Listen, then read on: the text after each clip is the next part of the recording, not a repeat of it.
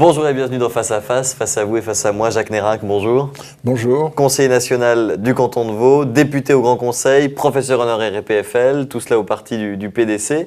Ma première question, elle est sur les conséquences du vote du 9 février. Conséquences pour les universités, c'est votre quotidien puisque vous êtes dans une commission dédiée aux affaires étrangères, c'est au Parlement à Berne, et puis vous êtes professeur à l'EPFL. Est-ce que tout d'abord vous pensez que vous allez pouvoir limiter la casse? Finalement, c'est le travail du parlementaire aujourd'hui.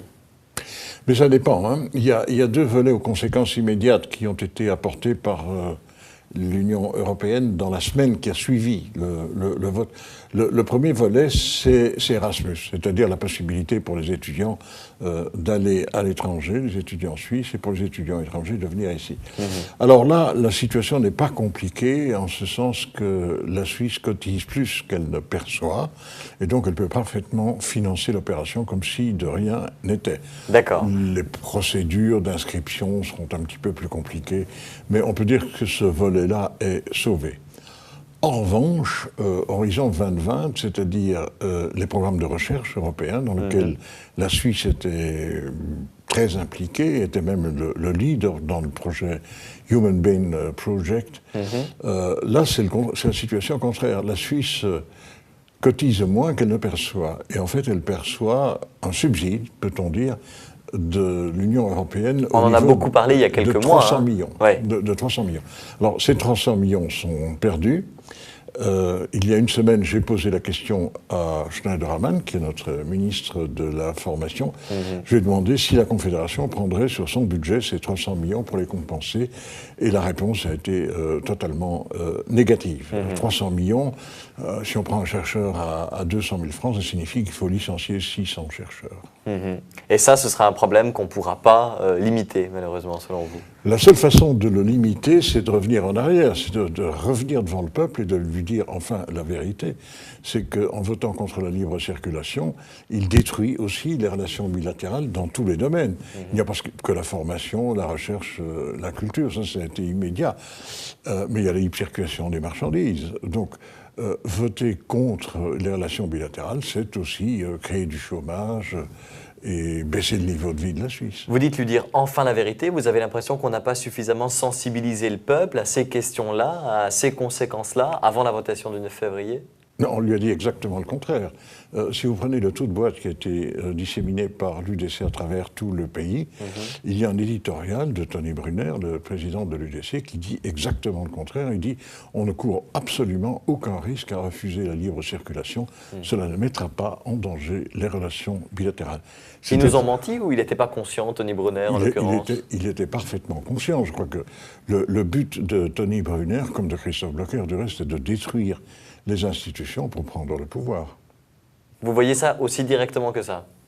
Mais il est en train de détruire les institutions, il est en train... Mais c'est à dessein, vous pensez que c'est à dessein que la recherche suisse, ma foi, ça leur fait pas de mal si la recherche suisse en prend un coup sérieux? Mais bien au contraire. Bien au contraire.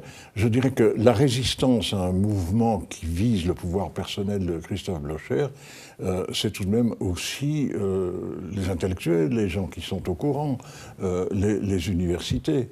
Réussir à les abattre, c'est faire un pas de plus vers le pouvoir personnel. Pour la recherche, on se vantait beaucoup de ce fameux Human Brain Project avant les votations du 9 février, beaucoup d'articles de presse, des dossiers spéciaux dans les journaux. On disait que ça allait être une avancée scientifique majeure.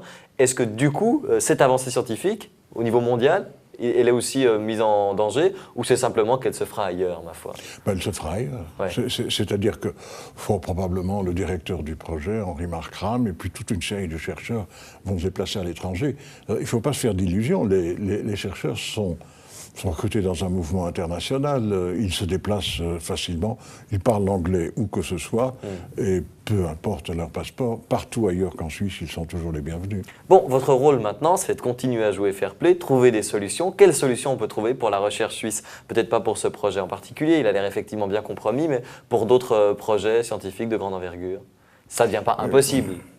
Non, il y aura des projets qui continueront, mais on aura créé dans le budget global de la recherche de la Suisse, on aura créé un trou de 300 millions. Et ça, ce 300 millions, si la Confédération refuse de compenser. Il n'y a pas moyen de faire autre chose que de dire il y a pour 300 millions de projets qui ne se feront pas. J'ai proposé du reste à Schneiderman, je lui ai dit, puisqu'il faut trouver 300 millions, il faut aller devant le peuple et lui dire il faut le subsidier par un impôt supplémentaire, puisqu'il y a un frein à l'endettement. Un impôt supplémentaire, c'est par exemple un point de plus de TVA. Il m'a dit il n'en est pas question. Bon, évidemment. Quand on pense aux relations qui se sont maintenant engagées avec l'Europe, on imagine souvent une Europe qui essaye d'être punitive, qui veut nous faire payer. Est-ce que c'est l'image du citoyen simplement, ou est-ce que c'est effectivement ce que vous sentez aussi, que l'Europe, ma foi, est dans une logique maintenant de dire, si vous ne voulez pas jouer avec nous, nous, on va vous le faire sentir? Mais ce n'est pas une punition que de dire nous avions un accord avec vous, vous ne tenez pas votre partie de l'accord, nous ne sommes pas tenus de tenir la nôtre. Ce n'est pas de la punition. C'est comme ça, quand vous avez une convention avec quelqu'un, quand vous avez un contrat, si vous ne tenez pas votre partie du contrat, l'autre partie ne sera pas tenue. Oui, mais dans les prochaines années, on pourrait imaginer que d'autres contrats se lient avec l'Europe, et puis là, on pourra renouer certaines choses, non?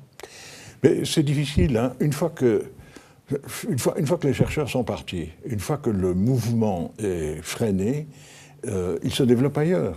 Et il y a des tas d'endroits. Nous avons beaucoup à l'EPFL d'étudiants chinois et japonais. Ils feront la même chose en Chine ou au Japon. Nous étions dans une position privilégiée, nous l'avons sabotée. Le résultat est là.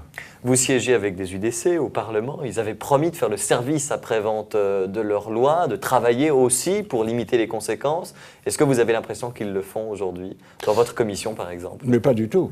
Pas du tout. Dans cette commission, au moment où on a évoqué ce problème, qui est un problème grave, hein, c'est pas un détail, ils n'ont pas pris la parole. Ils ont gardé le nez dans leur dossier. L'un d'entre eux, Jean-Pierre Grain, a simplement pris la parole en disant que, de toute façon, les chercheurs suisses étaient tellement bons que l'Union européenne serait bien obligée de ne pas s'en passer. Mais ça, c'est un espoir complètement démesuré. Et donc, en fait, ils n'assurent pas de service après-vente, ils n'ont pas de solution, parce que le but n'est absolument pas de détruire en soi la recherche ou de détruire en soi les relations bilatérales, c'est de créer un état de crise économique en Suisse, à la faveur duquel on peut toujours prendre le pouvoir. Mais vous voyez ça vraiment, parce que vous nous l'avez déjà dit tout à l'heure, mais vous le voyez vraiment comme une stratégie politique de la part de l'UDC qui essaye là de créer une sorte de crise institutionnelle.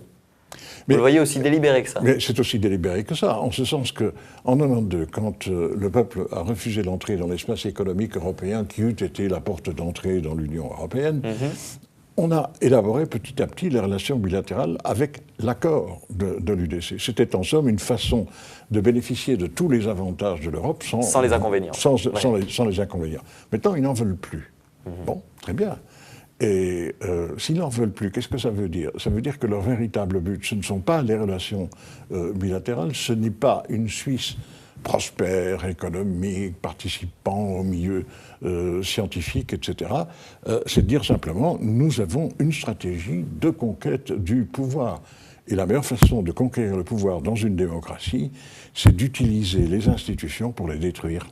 Ce qu'on a entendu aussi beaucoup après le 9 février, c'est que finalement le seul moyen de sauver la recherche et puis plein d'autres thèmes, ce serait l'adhésion à l'Union européenne. Ça évidemment, ça fait bondir les UDC. Qu'est-ce que vous en pensez?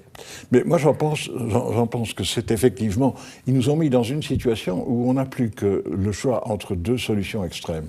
L'isolement, et l'isolement ça n'est pas possible puisque plus de la moitié de ce que nous le vendons à l'Union européenne. Ou bien l'adhésion, pure et simple. Ce que je regrette simplement, c'est qu'on arrivera forcément à l'adhésion, mais au terme d'une crise économique qui fera souffrir beaucoup de gens. On vous sent dépité? C'est vraiment l'état dans lequel vous êtes? Je ne suis pas dépité, en ce sens que l'histoire fonctionne par crise. Et si les relations bilatérales avaient continué à bien fonctionner, dans 10 ans, dans 20 ans, la Suisse serait toujours en relation bilatérale et ne serait pas en train d'adhérer à l'Union européenne. Et donc, je crois que l'histoire progresse par des crises, des crises majeures.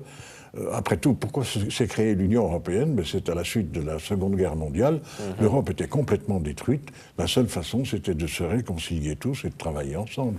Mais Jacques Nérinck, on connaît le Jacques Nérinck combattant, vous avez 82 ans, vous êtes toujours en politique, vous avez en général une énergie assez folle, vous ne lâchez jamais. Et là, on découvre un Jacques Nérinck qui, ma foi, lâche un peu prise, dit bah, attendons la crise et puis ensuite on trouvera des solutions. C'est vraiment aujourd'hui ce que vous pensez? Mais à l'impossible nul n'est tenu. Il n'est pas possible de trouver des solutions, en ce sens que les solutions ne dépendent pas de nous, elles dépendent des Européens. Si les Européens sont de bonne volonté, en fait, en prétendant défendre l'indépendance, l'autonomie de la Suisse, on s'est mis pieds et poings liés entre les mains des Européens.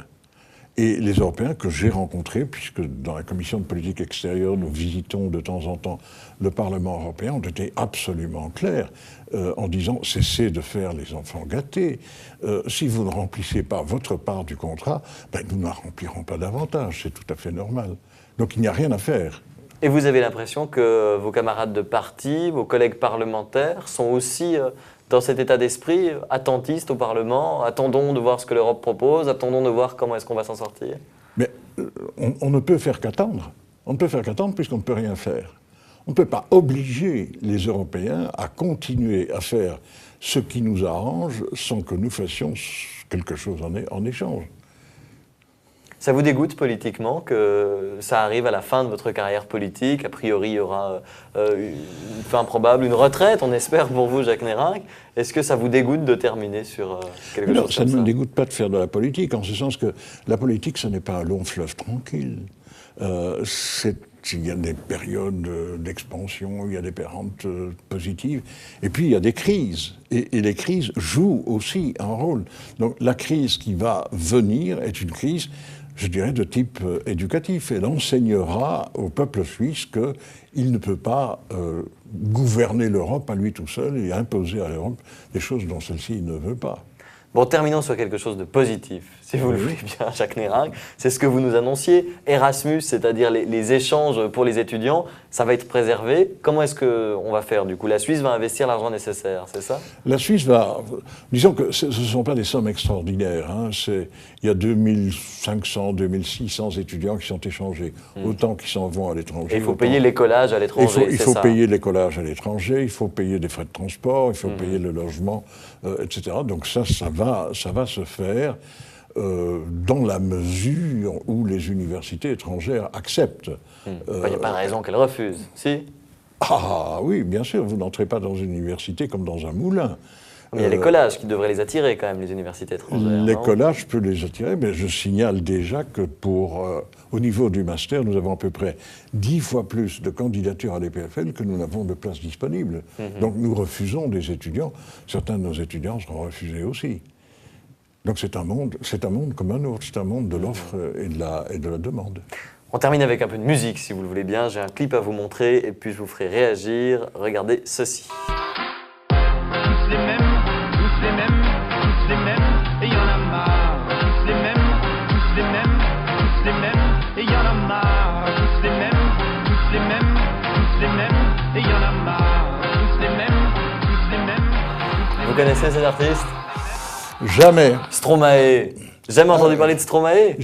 Si, Oui. je l'ai déjà vu à la télévision. Vous savez qu'il a un point commun avec vous? Il est africain comme moi. C'est ça, il est africain comme vous, d'origine belge surtout, comme vous. Oui, mais enfin je me suis guéri moi. Oui. C'est la différence. Lui par contre n'a pas le souhait de se guérir de sitôt. Ce qui m'intéressait dans sa chanson-là, bon, ils chantent tous les mêmes. En l'occurrence, il parle des femmes qui pensent aux hommes et des hommes qui pensent aux femmes. Ouais, tous les mêmes.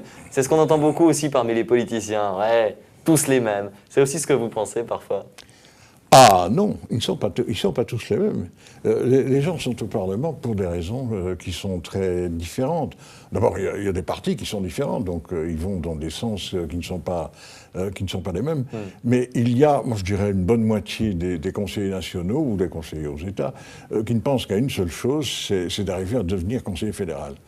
Et puis l'autre moitié... La moitié du conseil national. À peu près la moitié. Ouais. Et l'autre moitié, c'est qu'il n'y arrivera jamais. Et donc ils se comportent de façon différente, normale. Vous étiez dans quelle catégorie? Mais Vous êtes dans quelle catégorie? Ah ben, écoutez, comme je suis arrivé au Parlement à 68 ans, il était impossible que j'imagine de devenir une fois conseiller fédéral. Et puis, je n'imagine pas non plus que ce soit possible, tout simplement parce que je ne suis pas bilingue. Quelle sera votre victoire politique, alors, pour terminer? Ma victoire politique, ce sera lors des prochaines élections, dans la mesure où tout le centre me soutient, c'est-à-dire non seulement le PDC, mais Vaux Libre, les Verts libéraux, éventuellement le PBD. Si tous ces gens se mettent ensemble, je me proposerai comme candidat au Conseil des États. Et on vous le souhaite, Jacques Nérac, conseiller national PDC pour le canton de Vaud, député au Grand Conseil et puis professeur honoraire de l'EPFL. C'était particulièrement intéressant de vous entendre sur la recherche. Merci beaucoup. Bonsoir.